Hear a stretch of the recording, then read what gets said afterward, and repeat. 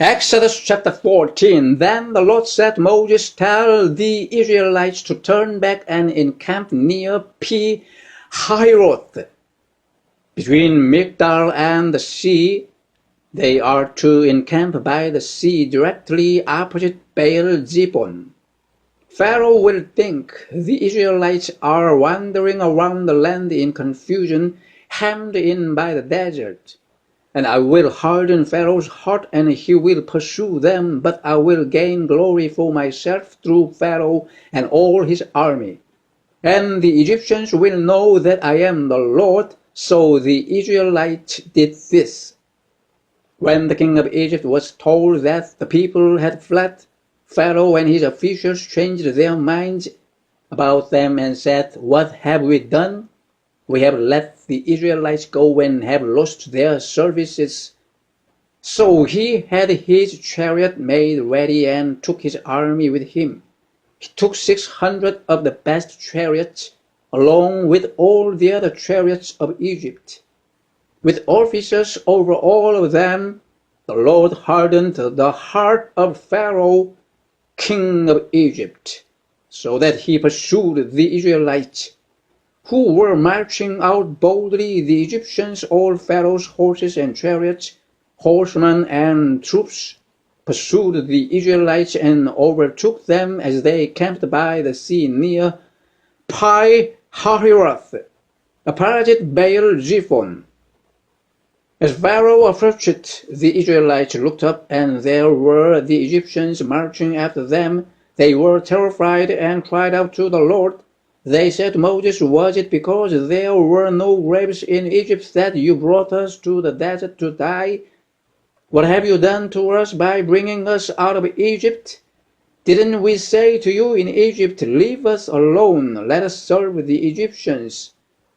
It would have been better for us to serve the Egyptians than to die in the desert. Moses answered the people, do not be afraid, stand firm, and you will see the deliverance the Lord will bring you today. The Egyptians you see today, you will never see again. The Lord will fight for you, you need only to be still. Then the Lord said to Moses, why are you crying out to me? Tell the Israelites to move on, raise your staff and stretch out your hand over the sea to divide the water so that the Israelites can go through the sea on dry ground. I will harden the hearts of the Egyptians so that they will go in after them, and I will gain glory through Pharaoh and all his army, through his chariots and his horsemen. The Egyptians will know that I am the Lord when I gain glory through Pharaoh, his chariots, and his horsemen. Then the angel of God, who had been traveling in front of Israel's army, withdrew and went behind them. The pillar of cloud also moved from in front and stood behind them, coming between the armies of Egypt and Israel throughout the night. The cloud brought darkness to the one side and light to the other side, so neither went near the other all night long. Then Moses stretched out his hand over the sea, and all that night the Lord drove the sea back with a strong east wind and turned it into dry land.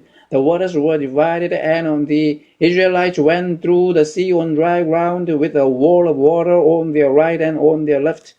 The Egyptians pursued them, and all Pharaoh's horses and chariots and horsemen followed them into the sea. During the last watch of the night, the Lord looked down from the pillar of fire and cloud at the Egyptian army and threw it into confusion. He made the wheels of their chariots come off so that they had difficulty driving. And the Egyptians said, let's get away from the Israelites. The Lord is fighting for them against Egypt. Then the Lord said to Moses, stretch out your hand over the sea so that the waters may flow back over the Egyptians and their chariots and horsemen. Moses stretched out his hand over the sea, and at daybreak the sea went back to its place. The Egyptians were fleeing toward it, and the Lord swept them into the sea. The water flowed back and covered the chariots and horsemen. The entire army of Pharaoh that had followed the Israelites into the sea, not one of them survived. But the Israelites went through the sea on dry ground with a wall of water on their right and on their left. That day the Lord saved Israel from the hands of the Egyptians, And Israel saw the Egyptians lying dead on the shore. And when the Israelites saw the great power the Lord displayed against the Egyptians, the people feared the Lord and put their trust in him and in Moses his servant.